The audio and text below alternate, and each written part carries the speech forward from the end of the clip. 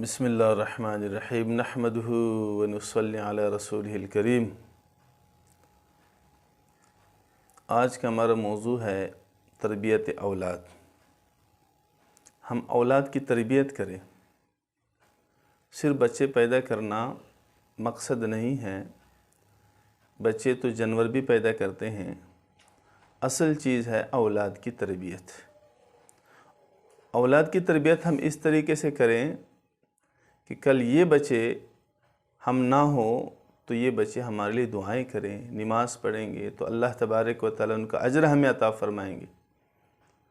تو اولاد کو سب سے پہلے جو ہم تعلیم دیں، اس لیے حضور صلی اللہ علیہ وسلم نے کیا فرمایا، جب بچہ زبان سیکھے تو اس کو فوراً لا الہ الا اللہ محمد الرسول اللہ سکھایا کرو، کیونکہ جس کا پہلا کلمہ بھی لا الہ الا اللہ ہو اور آخری کلمہ بھی لا الہ الا اللہ ہو جائے، درمیان میں جتنے گناہ ہوتے ہیں اللہ تبارک و تعالیٰ سارے گناہوں کو معاف فرما دیتے ہیں۔ تو اولاد کی اچھی تربیت کرے۔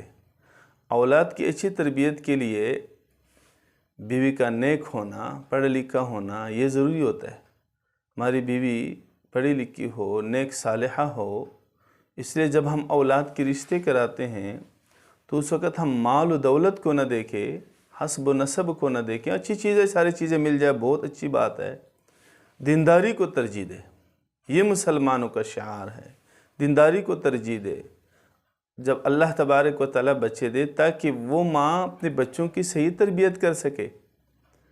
اور حضور صلی اللہ علیہ وسلم نے ہمیں پیار محبت کا درس دیا ہے، اپنے اولاد سے محبت کریں تاکہ یہ بچے کل آپ کی بات مانیں، اپنے آپ کو درندہ نہ بنائیں، اتنے روب بچوں پہ نہ جمائیں کہ آپ کے سامنے بول نہ سکیں۔ حضور صلی اللہ علیہ وسلم نے ایک دفعہ حضرت امام حسن رضی اللہ عنہ کو اٹھایا اور چوما، تو ایک شخص یعنی کہ حضور صلی اللہ علیہ وسلم کے ساتھی صحابی رسول عرض کرنے لگے، یا رسول اللہ صلی اللہ علیہ وسلم، میرے تو کافی بچے ہیں، میں نے تو کبھی اپنے بچے کو بوسہ نہیں لیا، کبھی چوما نہیں ہے۔ تو روایت میں آتا ہے کہ حضور صلی اللہ علیہ وسلم نے ارشاد فرمایا، من لا یرحم لا یرحم، جو رحم نہیں کرتا اس پر رحم نہیں کیا جائے گا۔ اللہ نے آپ کے دل سے وہ رحم اٹھا لیا تو میں کیا کروں؟ تو بچوں سے محبت کرے۔ تو بعض دفعہ بچوں کو پھر نظر لگ جاتی ہیں، اور ان کے لیے ماں باپ کیا کریں؟